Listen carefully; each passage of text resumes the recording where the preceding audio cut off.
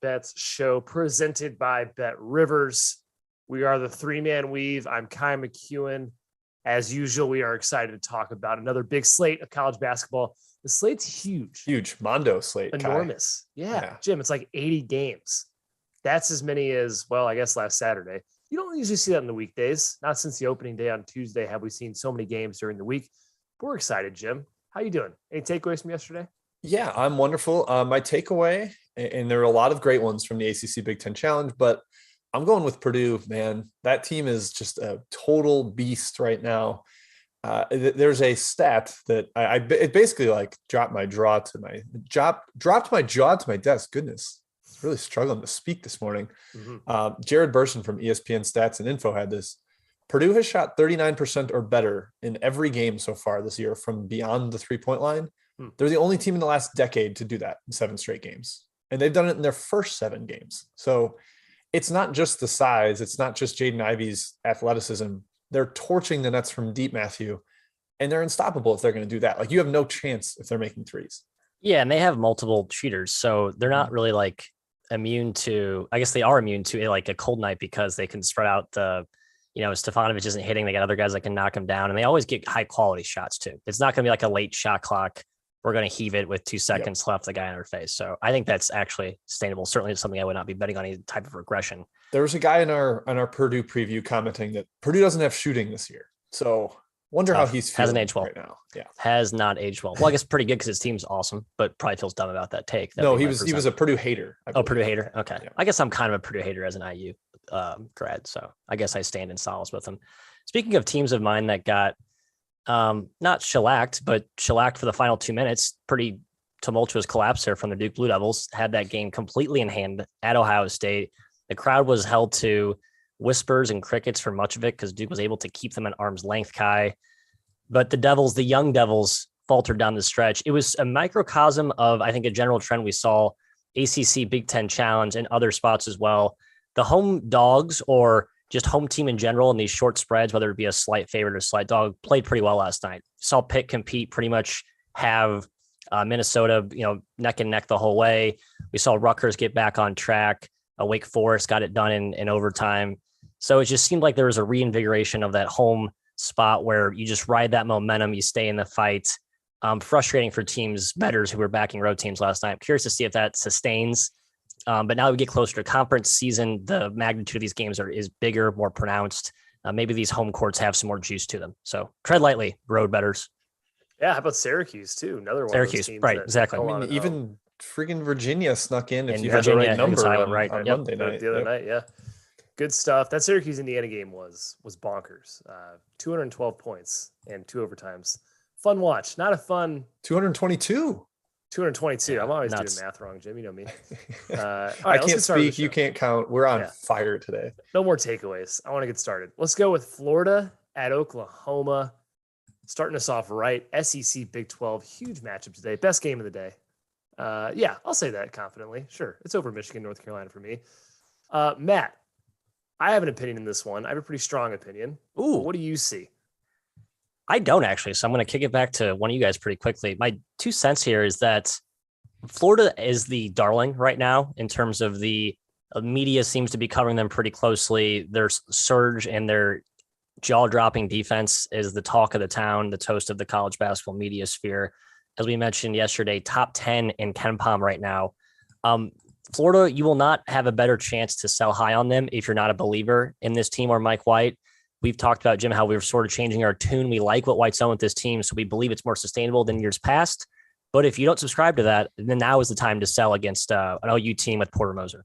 Yeah, I don't like what he's done this year. I love it. I love what Mike White's done this year. I thought he went into the transfer portal with a purpose. He got a bunch of really good defenders to complement the ones he already had, especially with Colin Castleton as the anchor. And then offensively, he's completely revamped what they've done. I'm pro Florida here. I think they should be favored. Oklahoma's still figuring things out. It's going to be an interesting challenge for Castleton because he's clearly proved he's like a dominant force in the paint, but he's going to have to chase Tanner Groves around. Like, he can knock down threes. He can pull him out to the perimeter. I think Castleton's mobile enough to do that, Kai, so I'm not like freaking out about it, but it's an interesting new test for him where he's been more just like paint bound, just dominant as a shot blocker. Yeah, and the switchability of Florida's other guys like DeRuggi and Fleming, that pick and pop, that pick and roll that Oklahoma loves to run, it's not going to come too easily. They're going to switch everything. And then Castleton, man, Oklahoma hasn't played a true post scorer, a legitimate post scorer. And that's what Castleton is. I don't think there's any answer for him. I just think Florida's wings and guards are going to swallow Oklahoma handling the ball. Florida is their first road game. Usually tough. We just talked about that. Makes me nervous a little home bit. versus road right there. But I'm gonna ignore that, guys. And I'm spoiling it already. Florida's my best bet. Boom. Pick.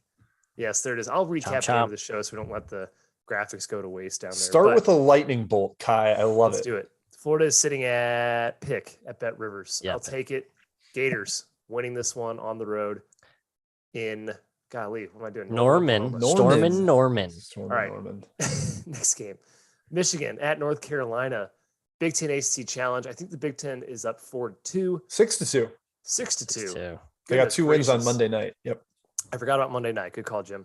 6-2. Will they get another one here, Jim? Annoyed maybe slightly here that the KenPom line was 4. We saw this one open like 1.5 to play 2.5 now. Who do you like between Michigan and UNC? I kind of want to take North Carolina, that home. I mean, Matt just talked about it, how the home has been solid in this challenge. And North Carolina is 0-6 against the spread. I mean, can they just continue that awful spell that they've had so far this year? Maybe. But Michigan's still figuring itself out. They haven't really been able to feed Hunter Dickinson. He took 6 shots against Tarleton State. And part of that is the pace of the game and the way Tarleton plays. But they're still trying to develop the offensive identity. Their guard play is a little suspect still. Devontae Jones hasn't fit into the Mike Smith role as seamlessly as we might have hoped. So I kind of like UNC here. I think it's a big spot for them, a huge need a win type of situation. The whole ACC just needs big wins right now. They're 9-27 against the KenPom top 100. 9-27. Not great. So not great, Bob. Yeah, they need big wins. I kind of think UNC gets it done. I would love to get +3 though. So right now I'm kind of holding off to actually bet it, Matthew. Yeah, +3 would be a good key number. It just comes down to guard play. I think both teams have a litany of forwards of various prototypes. Litany on both ends. That one's in the word notebook, isn't it? I wrote down my thesaurus notepad here. Yep. But it's, Caleb Love. He's played really well this year. RJ Davis, a guy that we had high hopes for, has also played very well as sort of his co-pilot there in the backcourt. Kai, who do you think has the better backcourt? Michigan or UNC? Because I think whatever backcourt plays better tonight gets this win. Talent-wise, UNC, but they're selfish. They're erratic. I cannot trust their backcourt. I trust Michigan's backcourt more, I think. Yeah. I'm leaning toward Michigan. I think the early money that pushed this from, up to -2.5 has the right side. I do lean Michigan. Only one team plays defense. So yeah. And that's not UNC. It's the other team. Yeah, that's obviously key. And UNC is 0 against the spread. Eventually they has to correct. I think Michigan hasn't covered the last 4. So it's 2 teams kind of looking to get back on track here. I don't really trust either team right now. I agree. If it hit 3, I'd probably lean towards the Tar Heels. Yep. Next game, Virginia Tech at Maryland, another ACC Big Ten challenge. Coaching advantage, Matt, Virginia Tech. But is Qudus Wahab quite the difference maker in this game against a smaller Hokie front line? Certainly could be. I just think Maryland has their pound for pound the more athletic team. But they're not like a categorically elite athletic team that Memphis is, the same Memphis team that we saw really thwart and bother Vatek in the MTE. Was that Atlanta? I believe that was Atlantis. No, it was in like New York or New York. Sorry, it was in Brooklyn. Newark. Thank you. Might have been Newark, actually. There's too many MTs. Whatever. It was not played at a home venue. It was at a neutral site. Anyway, tonight we'll be playing College Park, Jim. And the Turtle is to be feared at home. I've always respected Maryland's home court. And while Mark Turgeon is sort of off to a rocky start, Kai, you mentioned some of the matchup concerns potentially that they could pose for Vatek. I hate to admit that I'm actually leaning Maryland, but I do. It's at -1 right now. I wouldn't endorse anything higher than -1, but I think it's probably the right side tonight. Yeah, I'm kind of a Virginia Tech guy here, but I don't have the number to bet it. Yeah. I just think like they're kind of in the situation too where they desperately need a win. And Maryland at least got that Richmond one or the big second half comeback in the Bahamas. So they've got at least something on their ledger. Virginia Tech dropped 2 in their MTE, couldn't get it done against a mega shorthanded Xavier team. And maybe that's the red flag that I need to stay away here, is that Xavier is missing legitimately 3 or 4 starters and Virginia Tech couldn't couldn't take care of business. It helped that Xavier shot really well from downtown. Nate Johnson had 30, which is maybe the only time in his season he'll score 30. But at the same time, it's the Virginia Tech defense that let that happen. So, Kai, I'm staying away. As much as I want to back Mike Young against Mark Turgeon, I can't bring myself to do it. Yeah, it's amazing too. Xavier is 10 for 22 in that game. Virginia Tech still the third best team in the country, 3-point percentage defense standpoint. So other teams just been shooting like crap against them. Yep. They're going to have to hit shots. I think the spread's pretty right on here. I agree, Matt. Terps at home. It's a little bit of a dodgy situation going against them. I'm staying away completely. In general, neither team point guard play. Storr Murphy, our boy, was really exposed the last two games. Had an awesome start, I think, picking on cupcake, low major, mid-major competition. Then he steps up against the big boys and looks a little bit shell-shocked. And obviously, Fats Russell is the epitome of Jekyll and Hyde. So hard to trust either team going forward. So in this matchup, it's sort of a who the hell knows. Oh, Evan Schwartz just said in the chat that it is Len Bias night at Maryland. I have no interest in getting in the way of that. That's going to be a hype crowd. Yeah, I mean, it might be a Terp hammer then. Love stuff like that. Not in the moving line. on. Texas Tech at Providence. This one opened huge in my opinion, but it matched KenPom. Round 4, I believe it is where most books opened it. I saw even higher on offshore books. Settled around 2.5 currently in favor of Texas Tech. They are huge right now in KenPom, Jim. They're 11th, but they have played 0 teams inside the top 250. Is that concerning? It's mega concerning. Their best win is they blew out Prairie View A&M. Okay, good team in the SWAC. This Prairie View A&M's third game in 3 days, fifth in 7 days, all over the country. They had like gone from West Coast to DC to Oklahoma State to Texas Tech, and that was the end of that crazy run. So I'm not impressed by that blowout. Like, it's just a normal game. The concern here is that Jared Bynum is out for Providence, so the shot creation falls to Al Durham. It falls to Allen Breed. Maybe those guys aren't quite the same level. I mean, Bynum's not great by any stretch, Matt. He's not like a world beater, but you'd like to have him out there. I think both teams get key guys back from illness. I think Kevin McCullough is back for Texas Tech. Justin Minaya, Bryson Goodine should be back for Providence. So closer to full strength here. I sort of lean Texas Tech, but I get why the money's coming in. I haven't played anyone first road game. It makes sense. Right. And just to underscore the competition of Tech so far, their last 2 wins, both of which came without McCullough. So this will be, if he returns tonight, it'll only be a 2-game absence. Nebraska, Omaha, and Lamar were the 2 teams they destroyed. Omaha was down 40 points in about 2 seconds last night. They're a complete train wreck. Yeah, they made some cute comeback. That team's bad. Lamar has been an injury-ridden team all year long. I just think that their value in the market is really inflated by those 2 wins. And you're right. Now you get to face real competition against a stingy Ed Cooley defense, Kai. I don't know. My gut tells me Tech's the right side, but I think the value, the price is pretty spot on here where the market has it. If Jared Bynum was playing, I'd be on Providence. His absence is enough to make me question their offense a little bit, but this is the first true road game for Texas Tech for Mark Adams as head coach as well. The dunk is a tough place to play. So I'm leaning towards Providence. Even without Bynum, I'm leaning that way at plus 2.5 right now. All right, Jim, I think you're the czar. What do we got from the chat mob? I mean, the chat is hot and heavy today. I love it. We love to see it. We're going to get to all the questions. Hit that like button, subscribe, give the Field of 68 some love here, folks. We appreciate it. First, Matt, I'm going to you from Griffin. A battle in Ohio. Cincinnati on the road off a home loss to Monmouth, headed to Miami of Ohio. 2 teams I think we're collectively fairly high on. Do you have a lean here? Yeah, I lean Cincy. I think Miami is a team that's just overvalued right now in the market. I've had Miami on a pedestal for 2 straight years, and finally they're like playing close to the potential I thought they would the last 2 seasons. But I mean, the fact that they're encroaching on top 100 status in KenPom, not for me. You get Cincinnati, a team that we know is really good, coming off the loss, motivated on the road. I like the Bearcats at minus 3.5. It's up to 4. Yeah, up to 4. I would take it anything 4 or below. Yeah, I'm a little spooked at 4, but it's not like a key number or anything. So I would probably still lean that way at 4. I just think there's a bounce back coming. It was a little bit of a fluky shooting split game against Monmouth.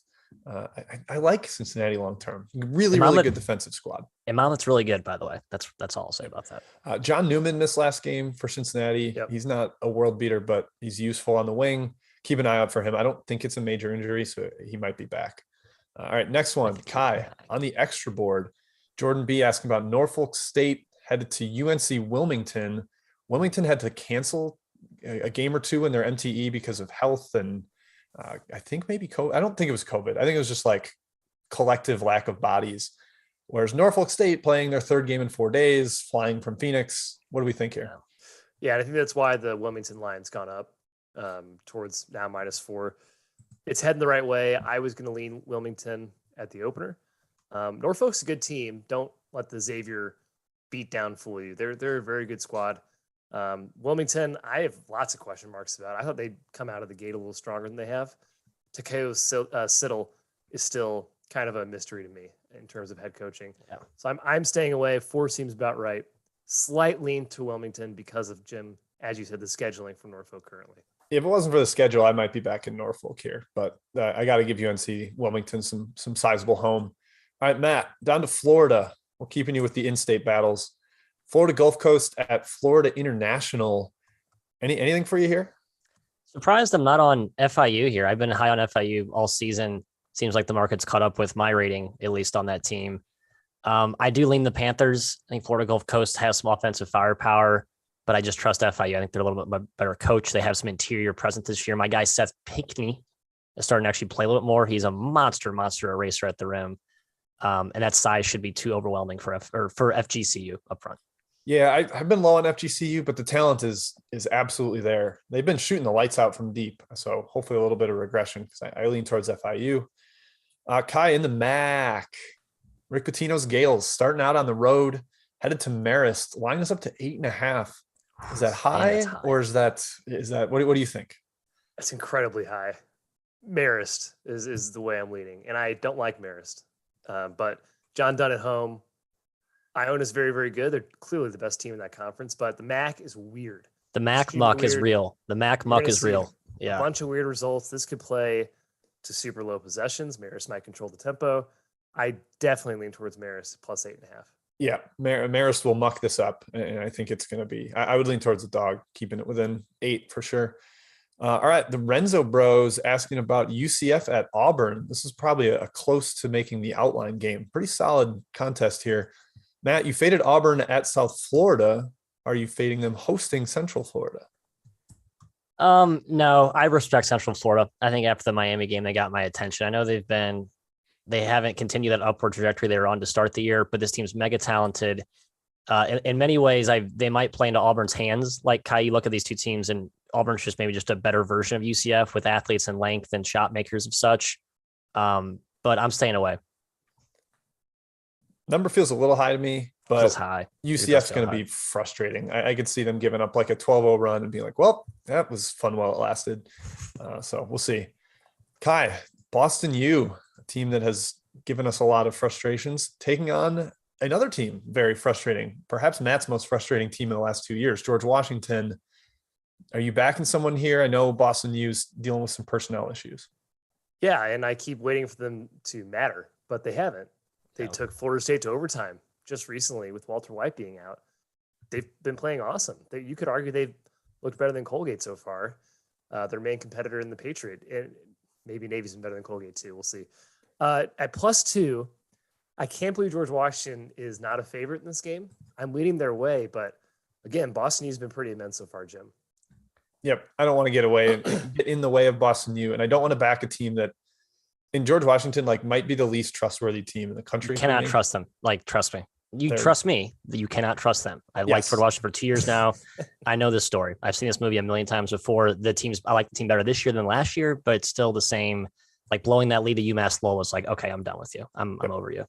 Well said. All right. I'm going to holster the rest. We've got more flowing in. I will continue to record them and have them ready for Chat Mob Round 2 coming later. Back to the outline, Kai.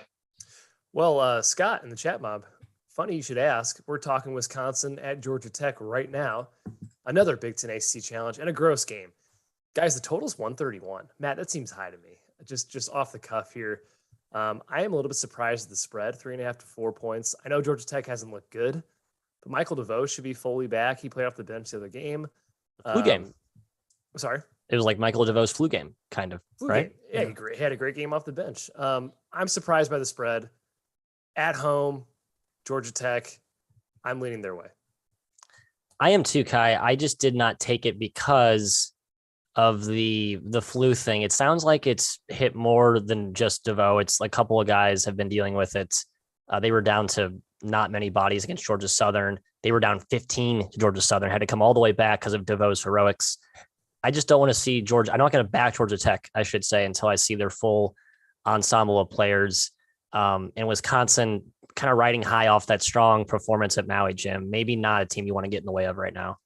Yeah, I was really impressed by Wisconsin in Maui, but I think part of that is because I was low on them. I was like, oh, I don't think this team is top 40. They don't have the juice this year, but Johnny Davis is so good. I mean, he's in the top 10 for Ken Pom Player of the Year right now, and he deserves it. Like, mega high usage, the defensive attention that he brings on just opens up so much more for Chucky Hepburn, for Tyler Wall, who had some really big buckets at Maui. Even Stephen Crowell's been really solid inside. I would probably lean towards Georgia Tech just because I don't think they should be like 7 points worse than Wisconsin on a neutral, but Bubba Parham probably still out. The flu stuff is a question. So I'm going with the stay away here, Kai. Yeah, Davon Smith, one of the guys that was missing last game for Georgia Tech. Hopefully he's back. I just think it's a classic Georgia Tech underdog. This is the first time they're dogs all year. They have not been an underdog yet. They tend to fare better anecdotally. I agree. I don't know. I don't have the records in front of me, but anecdotally, I think they're better as dogs. So I'm leaning their way. All right, another one. ACC Big Ten. Louisville at Michigan State. And my gut reaction, Jim, and just slap me if you think I'm being silly, it's too many points. Wow. Slapped you. Really? The No, spread's come down I don't think you're being that silly. I just wanted to slap you. And Chris Mack's back. Chris Mack back. That's huge. Yeah. That had like weirdly slipped my mind in the Bahamas games that he just wasn't going to be coaching those, right. But they had two very, very strong performances there. Yeah. Started to get things sorted out. I mean, it's been a disjointed, put together a bunch of different pieces kind of team so far, but they've been a lot better. Michigan State's had real turnover issues. Like both Tyson Walker and AJ Hogard have been coughing the ball up at alarming rates. Matt, you can throw Jared West at them. He is a demon on the ball for Louisville. I think that can bother the Michigan State offense, but at the same time, Sparty's defense rules. Like they're up to top. Yes, I think second in the country in adjusted defensive efficiency. Yep. Bingham doesn't foul as much anymore, so he gets to be on the court and dominate as a shot blocker. I'm staying away here. I'm worried that maybe Michigan State is a little more for real than I gave them credit for. Yes, I had this game circled like 2 weeks ago as a team that might be, Michigan State team that I'm trying to potentially sound the fraud sirens on versus a Louisville team that would be getting Mac back, a squad that I'm high on, have been high on all preseason into the early part of this year. But it was pretty impressed with Sparty. You're right, Jim, at the MT. I thought they defended very well with Hall and Bingham solidifying the front court. They have some issues in the backcourt. You mentioned that, but I just feel more confident about this Michigan State team being closer to the finished product sooner than I was expecting.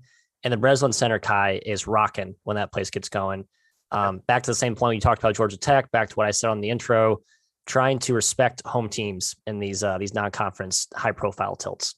Yeah, definitely for sure. I think it's a low-scoring game. So obviously favors a dog there. Both defenses, I think, can stop one another. And Louisville's back-to-back against Mississippi State, Maryland. That was the Louisville version I was waiting to see, those neutral floor wins instead of the Furman loss. They're really good. I think Mac being back on the bench is huge. So I'm leaning towards Louisville right now, +4. It's actually the total 136 and a half. It's been bet up, Matthew. I just noticed that too. I mean, both teams want to play in transition, but I think they're also very disciplined in transition D and will sort of negate that the other way. So I don't know who wins that tug of war at the pace battle. But some folks, Kai, apparently disagreeing with your center that it'll be a low scoring game. That's okay, Matt. Screw them. We'll go around. Screw them.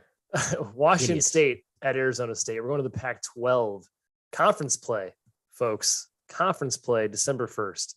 What a world. Assuming no Marcus Bagley here, Matt, still. I think he's for sure. I think Hurley said he is out. He's out.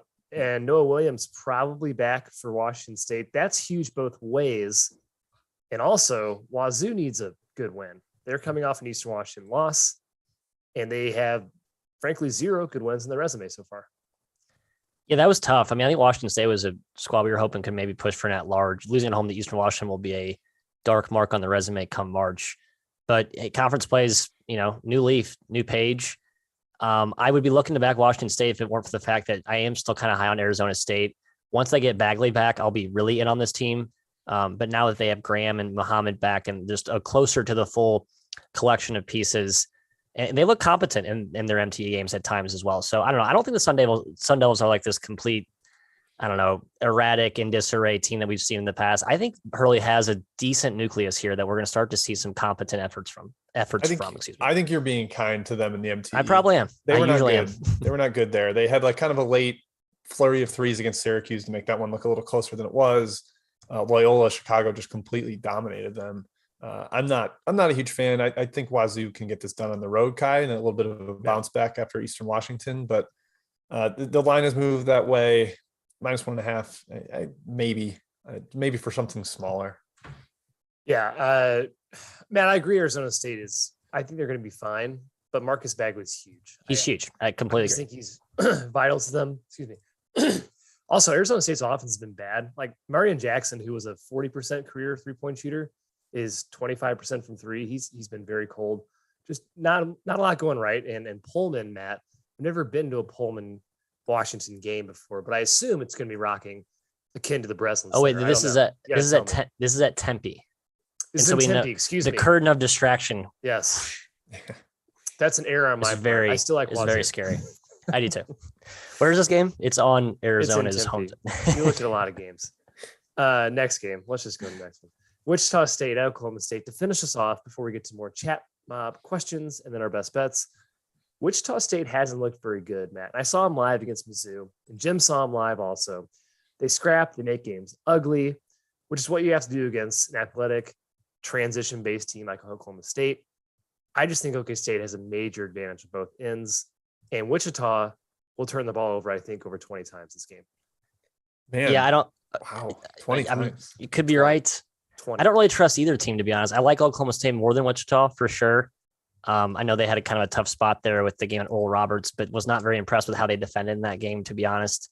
And Jim, the Shockers, while we're not as high on them, they have some fight, man. Even if they're down 15, 18, they're going to keep just punching back. Etienne's going to take. They're a cockroach, man. They are. You cannot kill them.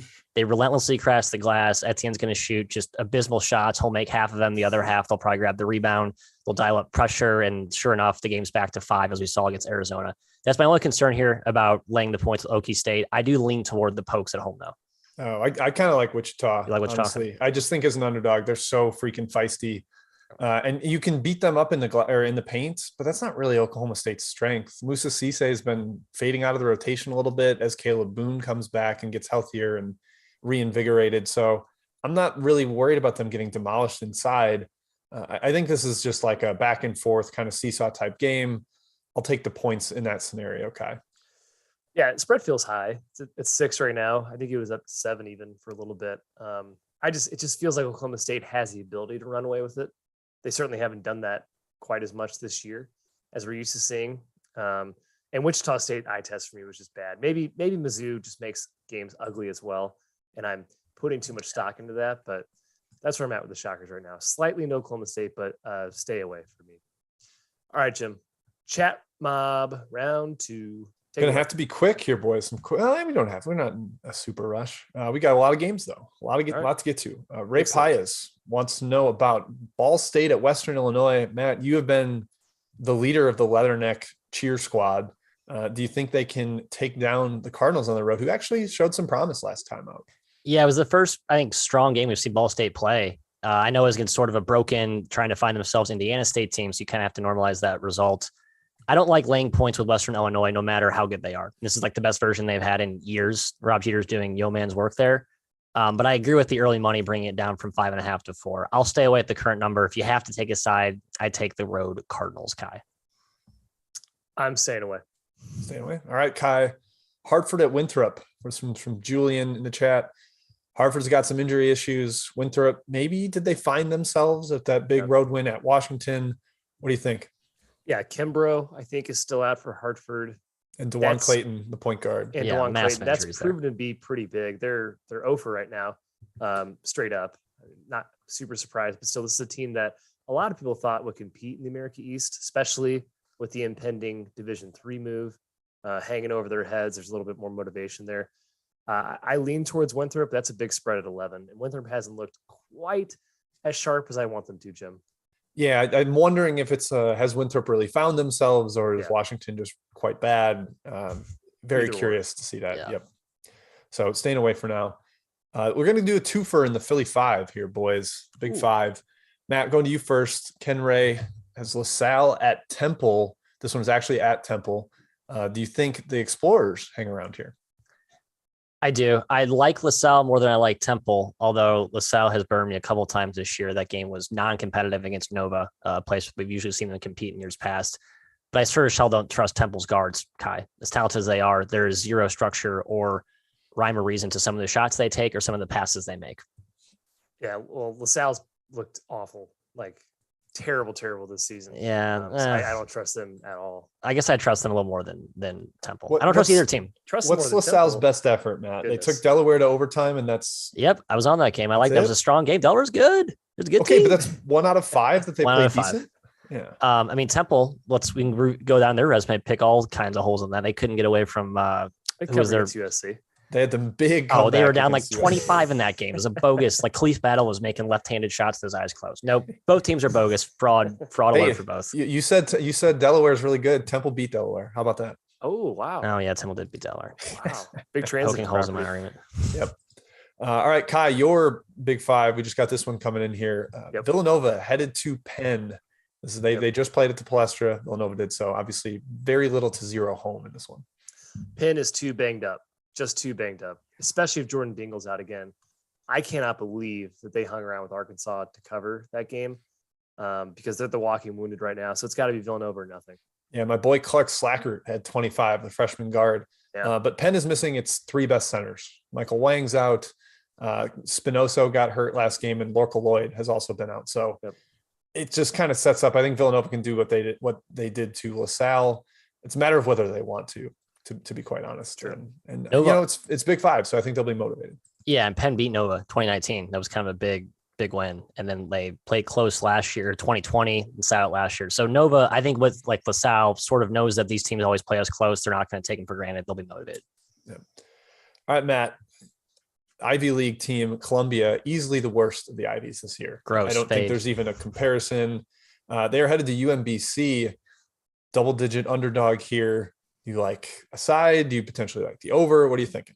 I'm pretty on board with fading Columbia whenever you have the opportunity to. I'm not sure that UMBC laying 12 is the right team to do it with, even though they do play pretty fast, and they've played much better the last 2 games under Ferry. I don't know. It's a hard stay away for me. I like UMBC's guards, but 12 is a big number. Yeah, Nweke is still out for Columbia. I think that helps the over. He's their rim protector. They play through him offensively when he's out there, so speeds things up a little bit, makes it more guard-oriented game. But, yeah, I don't trust UMBC as that double-digit favorite. Kai, Ohio at LSU. Graham Haynes wants to know. LSU has been a wagon at home. They've blown everybody out. Mm-hmm. Ohio's really good, but LSU's blown out Belmont. They've blown out Liberty. Like, these are good road dog teams that haven't gotten close. Do you think the Bobcats can stay close? Yeah, LSU is scary too, man. Top 20 defense right now, which is just not what we've seen in the past from Wade. So London disruptive. McDay being out for Ohio worries me. He's their best perimeter defender. That's obviously big against a team with good guards in LSU. Dwight Wilson, his absence has been the entire season. I think it definitely comes into play against LSU as well. I would be very hesitant to take Ohio, even though I think they're a very good team. And under normal circumstances, could keep this one within double digits. LSU just kind of scares me. Yep, I'm with you. I at first was like, oh, Adam Miller's out this year. LSU is going to struggle with guard play. But the fact that they have a terrifying defense is just a game changer for them. Yeah. All right, Matt, battle in Illinois. I'm still hitting you with the in-state battles. Eastern Illinois headed to Northern Illinois. The directionals, baby. Let's do it. Should Northern Illinois be this big of a favorite against anyone? No, they should not. And Eastern Illinois is a bad basketball team. Like there is rebuild and then there's complete reclamation project to the N3. That's what Eastern Illinois is doing. So I can understand why the spread's at 7. But Northern Illinois, the only thing they've done really well this year is compete at Washington. But we know that I think us 3 and 2 producers could go give Washington a run for their money in Seattle. So I'm not impressed by that. I like EIU. They got Keshawn Charles back, I think 2 or 3 games ago. They're getting healthier, closer to their full package of players there. I like Marty Simmons as a dog. kind of slow it down, execute. Maybe they, run some good stuff, 60-50 win or something. This is a claw your eyes out game. This is a keep this one off your ESPN3 feed. We don't need it. Just set it and forget it if you're going to bet it. All right, Kai, Pac-12. USC has been a lot better than maybe we expected and probably should have seen this coming. Maybe their defense is fantastic. They're hosting Utah, who is down Marco Anthony, a key piece for them. Is 7.5 too few points for the Trojans? I lean their way, Jim, because of the injuries to Utah. I think in addition, they're also missing Boston Holt. I think they're missing a couple other guys, which add up. Horchich. Which add up in totality. Yeah, that's right. Totality. Marco Anthony's the big one, obviously. He's the one that really matters. The other two guys are just kind of pieces, but again, it just stacks up when you get further and further into the depth chart. I lean towards USC. I don't buy the 12th best team in the country per KenPom. That doesn't make a whole lot of sense to me, and we can go down a rabbit hole later on that. But I'm leaning towards USC with the injuries. Yeah, I kind of like Craig Smith as a dog, but it's the personnel concerns are too much for me to back him. All right, Matt, Oregon got right by blowing the hell out of Montana this week after their weird Maui conundrums. Do they do so again against UC Riverside? A team who's much better defensively than Montana. What do you see happening here?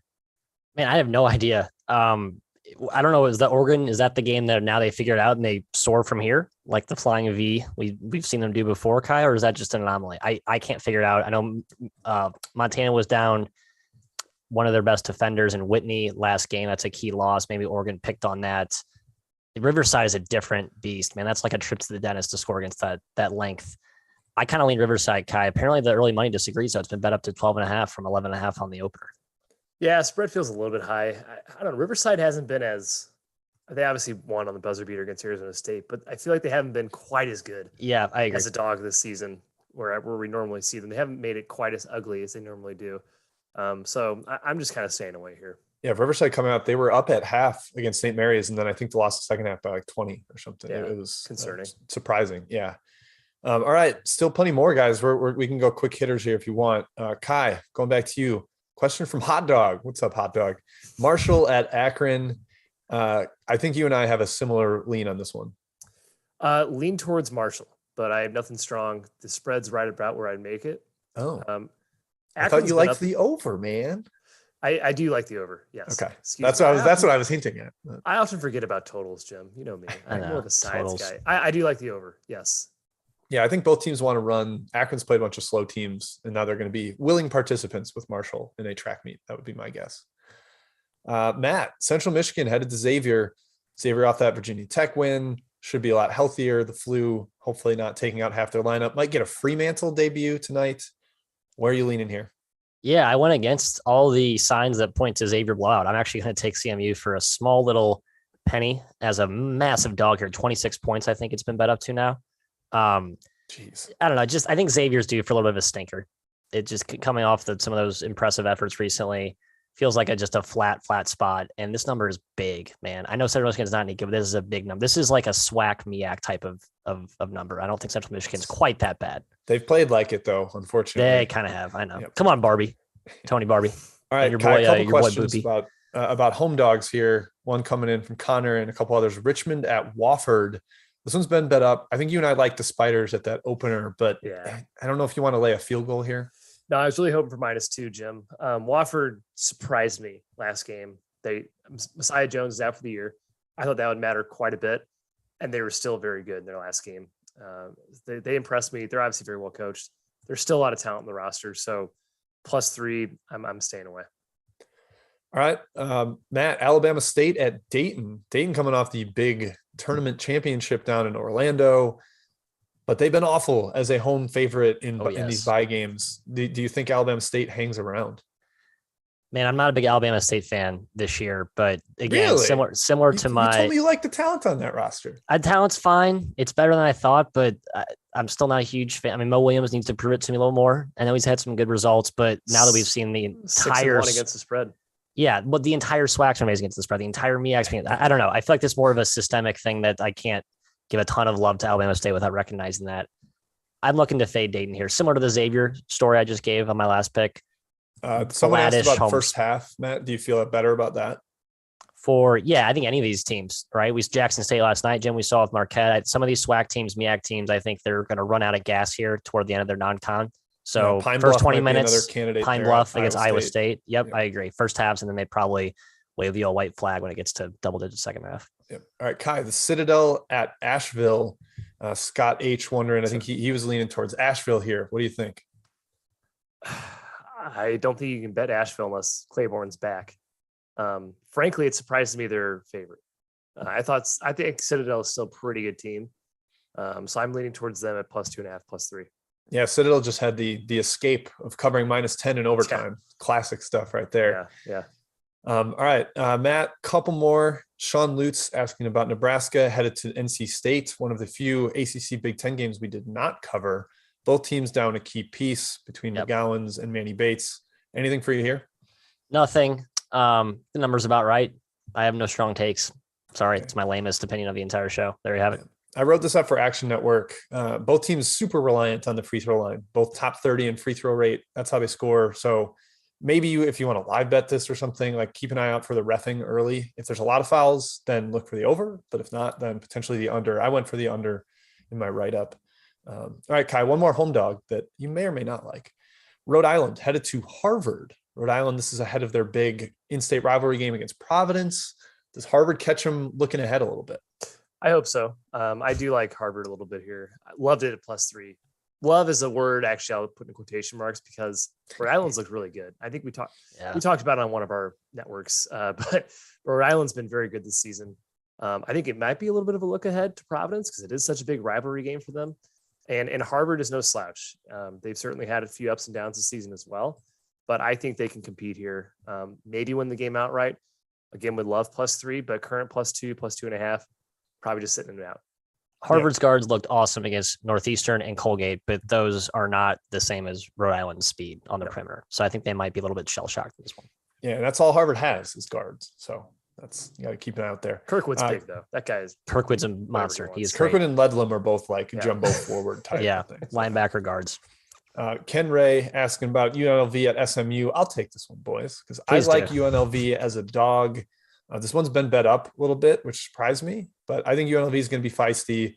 SMU is in just a world of disarray right now. Took forever to get away from UL Monroe. Did not even get close to covering there. They've been bad in second halves all season. I will take the run and Rebels despite it being their first true road game. So I should be with you on that one. I don't know why I'm not. Well, it's because you're a coward. I am a coward. Maddie, why isn't this Maddie money lines right here? It should be. The chat's asking there's if no there's any possible Maddie money line today. The only reason I can say for why I'm not on UNLV money line, why I'm not taking it personally, is because I hitched myself to the Pony Excess wagon for 2 years, and I still have some fond memories of those days. They were tumultuous days, but there were some fond moments in there, Jim, along the way.